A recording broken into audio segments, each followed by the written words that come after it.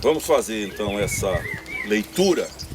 Antes eu quero dizer a vocês o que eu já disse no ônibus que eu vinha, para que todo mundo fique contextualizado. A intenção que eu tive no coração quando elaboramos essa viagem foi mostrar algumas coisas muito simples. Primeiro, que a fé cristã, não a religiosidade, mas a fé, ela é uma fé pé no chão. Ela é uma fé dimensionável, ela é uma fé encarnada, ela é uma fé consequente. Ela não é uma energia, ela não é nada esotérico, metafísico, ela é a fé do aqui e do agora. Essas ruínas são a prova de que a nossa fé tem começo, tem origem, tem berço, tem pé no chão. Por aqui passaram irmãos amados que suaram, que choraram, que sorriram, que sofreram, que se alegraram e que construíram com sangue a história daqueles que creem no Senhor Jesus Cristo. Foram homens e mulheres que afetaram, que mexeram com a história. Nós vamos visitar Éfeso em outro dia, e a mensagem de Paulo lá foi tão impactante que afetou a economia da cidade e ele foi preso por isso. Enquanto a mensagem não afetou a estrutura econômica, e Éfeso era a cidade mais importante daqueles dias, ali estava o templo de Diana, uma série de outras coisas que nós vamos ver. Quando Paulo prega, ele afeta o lado espiritual, porque a Bíblia diz que feiticeiros, magos, começaram a correr para onde ele estava e a jogar livros e objetos de feitiçaria, que ficou um monte do centro da cidade. E os ourives, que eram a base da economia, se revoltaram, porque as pessoas começaram a jogar nichos, amuletos fora. Então esses irmãos nossos, eles mexeram com a estrutura. Não era apenas uma presença de um povo alegre, que buscava, como hoje, que infelizmente é o que se vê, gente que quer arrepios, sensações, emoções, e acha que o fato de ter um instante ou outro de emoção foi abençoado ou está em comunhão com Deus. Não, eles mexeram com a história. Por isso eles foram martirizados, por isso eles morreram, porque a mensagem teve implicações políticas, econômicas e sociais. Eles fizeram com que toda uma estrutura construída fosse abalada, fosse alterada. Então, Pérgamo é a primeira cidade, não é a primeira da ordem bíblica, mas é a primeira que nós estamos visitando. E era uma cidade extremamente importante, porque aqui onde nós estamos, nesse local que você está pisando, aqui estava o templo de Zeus. Zeus, que era a divindade suprema do mundo grego, era o deus maior do Olimpo, né? Era inatacável. Zeus era simplesmente o deus mais cultuado por um dos maiores impérios daquele dia. Você lembra que na cruz de Jesus estava escrito em 3 línguas? Jesus de Nazaré, rei dos judeus, estava escrito em hebraico, estava escrito em latim e estava escrito em grego, que eram as 3 forças que dominavam o mundo. O hebraico, que falava da força da fé, da religião, da espiritualidade, da tradição, da história. O grego, que falava da cultura, era o império cultural. Qualquer homem que se prezasse corria para a Grécia. Paulo foi convidado muitas vezes para morar na Grécia. E ali estava o latim, que era a língua do poder político, do Império Romano, que acabou com as fronteiras, criou uma unidade em todo o mundo naqueles dias.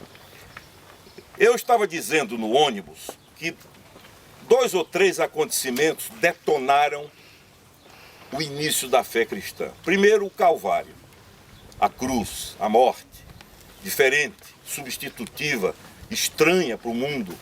Paulo diz que para os judeus ela era um escândalo e para os gentios era loucura, doidice, o que aconteceu na cruz. O segundo momento foi a ressurreição. Eles viveram o impacto da morte e o impacto da ressurreição. E o terceiro momento foi Pentecostes. Quando estas três coisas se uniram, eles partiram para cima do mundo. Homens simples, na maioria agricultores, pescadores, à exceção de Paulo, de um ou outro, gente muito humilde, mas que atravessou o mundo daqueles dias. Paulo, o objetivo confessado por ele era a Espanha, ele queria chegar na Espanha. Ele chegou à Itália, ele chegou a Roma, onde foi decapitado por ordem de Nero. Então eles chegam a esse momento extraordinário e chegam a essa localidade. É por isso que agora no texto que eu vou ler, vocês vão ver, e são palavras do próprio Jesus, não há nenhuma intermediação, é ele mesmo que fala a João na ilha de Patmos, em Revelação. E o Senhor diz assim, verso 12 em diante: ao anjo da igreja em Pérgamo escreve: estas coisas diz aquele que tem a espada afiada de dois gumes, que é a palavra de Deus. Conheço o lugar em que habitas, onde está o trono de Satanás. É exatamente uma referência ao templo de Zeus, ao lugar onde Zeus tinha os seus altares, onde a população subia para cultuar, para adorar, para trazer oferendas, para pagar preços, etc. E o Senhor diz: sei que habitas onde está o trono de Satanás, e que conservas o meu nome, e não negastes a minha fé, ainda nos dias de Antipas, minha testemunha, meu fiel, o qual foi morto entre vós, onde Satanás habita.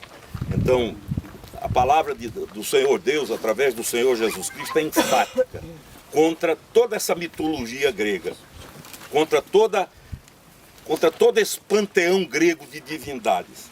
Tenho, todavia, contra ti algumas coisas, pois que tens aí os que sustentam a doutrina de Balaão, o qual ensinava a Balaque a armar ciladas diante dos filhos de Israel para comerem coisas sacrificadas a ídolos e praticarem a prostituição. Outro sim, também tu tens os que da mesma forma sustentam a doutrina dos nicolaítas. Portanto, arrepende-te, e se não venho a ti sem demora, e contra eles pelejarei com a espada da minha boca. Quem tem ouvidos, ouça o que o Espírito diz às igrejas. Ao vencedor, dar-lhe-ei do maná escondido, bem como lhe darei uma pedrinha branca, e sobre esta pedrinha escrito um nome novo, o qual ninguém conhece, exceto aquele que o recebe. Então, aqui em Pérgamo, havia esse templo, que é chamado pelo próprio Senhor de templo de Satanás, né? Trono de Satanás, o lugar onde ele reinava, de onde ele, nessa geografia das 7 igrejas, espalhava a sua influência. E Deus faz menção, Jesus faz menção de duas expressões malignas oriundas desse trono de Satanás. A primeira é a doutrina de Balaão. Quem conhece o Antigo Testamento, lá no livro de Números, está a figura de Balaão, que era um profeta mercenário, era um vendedor de bênção, né? Balaão, inclusive, é contratado por Balaque, que era outro personagem, esse pagão, líder de uma nação, para amaldiçoar o povo de Deus.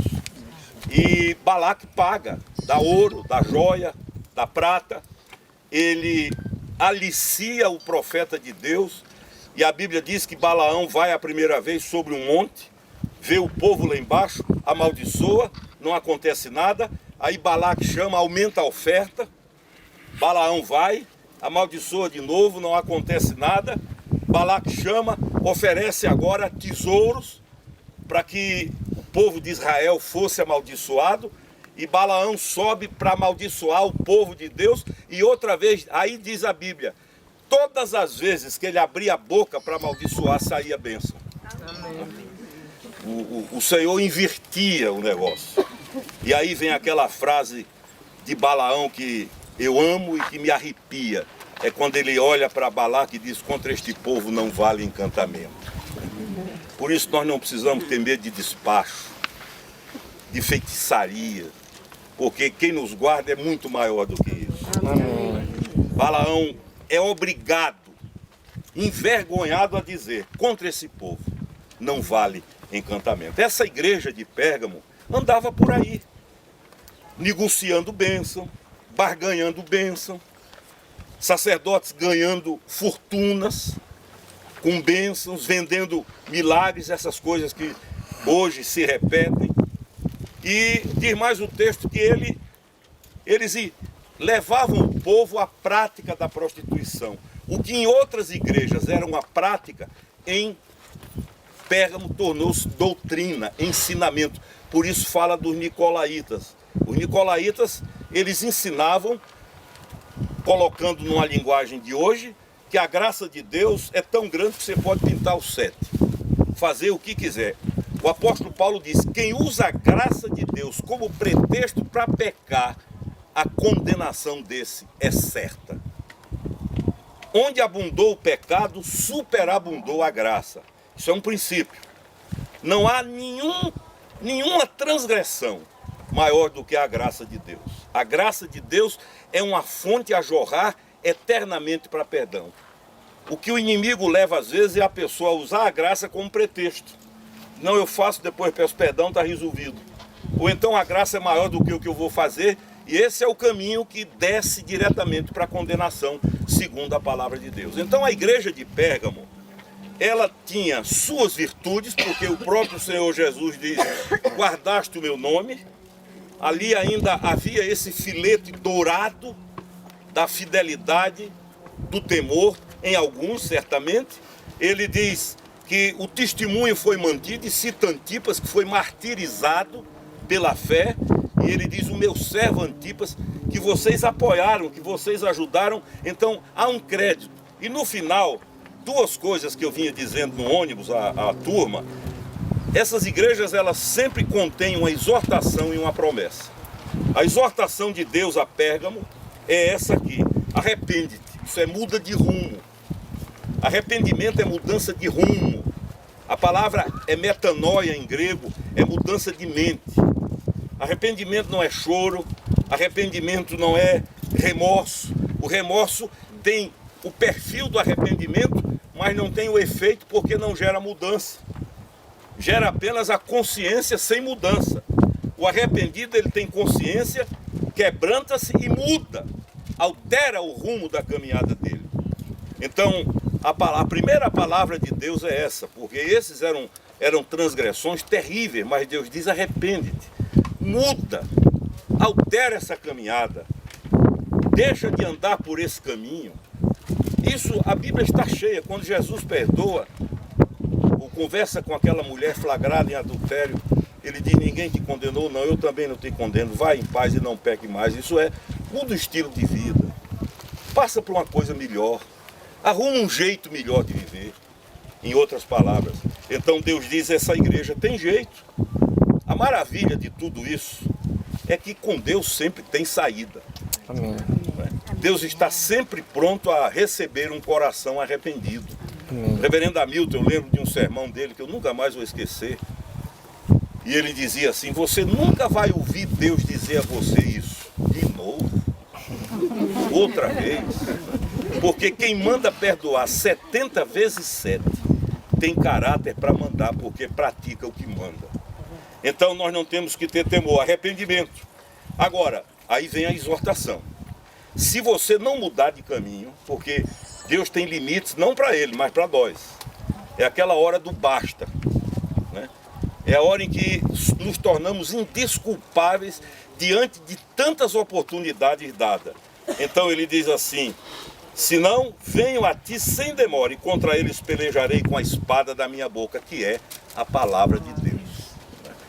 Você lê o capítulo 1 de Apocalipse, há uma descrição do Senhor Jesus exaltado, e diz que da sua boca saiu uma afiada espada de 2 gumes. É a palavra de Deus.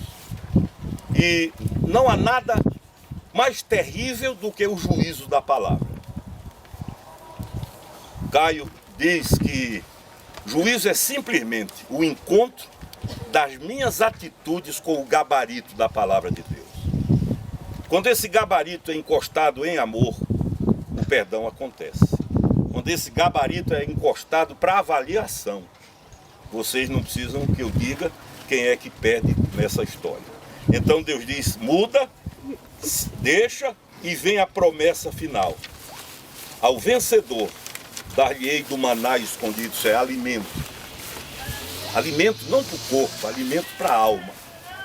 Lá no Salmo 81, Deus diz assim: ah, se Israel me escutasse, ah, se o meu povo me ouvisse, eu teria dado do mel que escorre da rocha e do trigo mais fino. Isso é um alimento para a alma, que é doce, que satisfaz, que não estressa, que não agonia, que não perturba, porque um dos dividendos e subprodutos do pecado é a perturbação, é a consciência de culpa, ainda que ninguém saiba, só você. Há uma tortura na alma. Deus diz: eu tenho mel para dar, e um nome que só você vai saber. Deus vai segredar. Você simplesmente vai ter conversas pessoais com o Criador dos céus e da terra. Então, essa é a lição dessa igreja que viveu aqui nesse lugar. Hoje nós estamos aqui com toda a liberdade. Eles viveram debaixo da opressão do Império Romano, debaixo da opressão de uma espiritualidade maligna do mundo grego, de toda uma mitologia. Ainda assim eles foram fiéis. Nós vamos passar em Corinto. Eu sempre gostei de visitar Corinto. E Corinto é uma cidade onde Paulo morou 3 anos. E diz a Bíblia que de lá ele partiu e evangelizou toda a Ásia Menor. Não tinha avião, não tinha ônibus, mas o coração apaixonado moveu aquele homem extraordinário para fazer uma obra incomparável. Esses irmãos do primeiro século, eles eram movidos pelo fogo da paixão. Eles preferiam morrer do que negar. Uma das coisas mais lindas na vida do apóstolo Pedro é isso. Ele nega, é restaurado. Nós vamos estar em Israel, na praia onde ele foi restaurado, e dali até morrer, nunca mais ele negou. Então, queridos, que as lições da igreja em Pérgamo, elas façam parte da nossa vida. Amém. Que Deus nos ajude a que jamais permitamos que Satanás instale um trono em nosso coração. E tudo começa com uma sementezinha menor do que uma semente de mostarda. As maiores transgressões começam como pequeninas sementes. Um fiat de imaginação. E as concessões começam, as negociações. E quando Paulo diz que a mente é embotada, e a palavra embotada no texto grego original é hipnose. Há um processo hipnótico na tentação. É por isso que depois que acontece tudo, as pessoas chegam e dizem: como é que eu pude fazer isso? Onde é que eu estava? Foi que aconteceu. É porque a tentação é um processo hipnótico, por isso que ela é degradê, ela é gradual, ela não é abrupta. Ninguém entra num processo de queda abruptamente. É gradualmente. Lento e gradual, persistente. Por isso a palavra hipnose. É um pouco hoje, um pouco amanhã, um pouco depois, aí acontece. Então as lições de Pérgamo são essas, e que esse lugar nos mostre a verdade. Amém. Que tudo passa, mas o Senhor permanece para todos sempre. Amém. Isso aqui um dia foi lugar de opulência, de trânsito. Agora é ruína. Lugar de gente que vinha do mundo inteiro. A mitologia grega determinava que a Acrópole tinha que ser construída no lugar mais alto da cidade. Por isso nós estamos aqui. Mas acima de tudo isso estava a glória do Deus a quem servimos. Então pega a sua Bíblia. Aí ao lado dos versos 12 a 17, escreva: eu estive aqui no dia 16 de maio de 2003. E você, quando lê esse texto, ele nunca mais vai ser o mesmo. Deus nos abençoe e que a experiência de Pérgamo seja um sinal de alerta para a nossa vida. Amém. Vamos orar? Senhor Deus, louvado e bendito seja o teu nome. Nós te bendizemos porque tudo passa, mas tu permaneces para todo sempre. Essas ruínas são testemunhas, essas pedras são testemunhas silenciosas que, no entanto, falam da glória do teu nome e daqueles que, crendo em Ti, permanecem para todo sempre. Nós queremos bendizer o Teu nome pelos apaixonados irmãos que viveram aqui, que não barganharam a fé, que foram capazes de sofrer todas a força do amor. Faz isso em nosso coração. E que nem interesses financeiros, nem prazeres pecaminosos comprometam a nossa vida contigo. Que Satanás nunca instale esse trono em nosso coração e dá-nos a coragem do arrependimento, porque nós sabemos que seremos recebidos por Ti de braços abertos. Te louvamos por essa hora tão especial em nossa vida e derrama a Tua bênção sobre cada irmão e cada irmã. Que cada um tenha olhos para ver, percepção, tudo o que foi dito, porque só Tu podes abrir os nossos olhos para essa verdade. Por Jesus, em nome dele. Amém. Amém.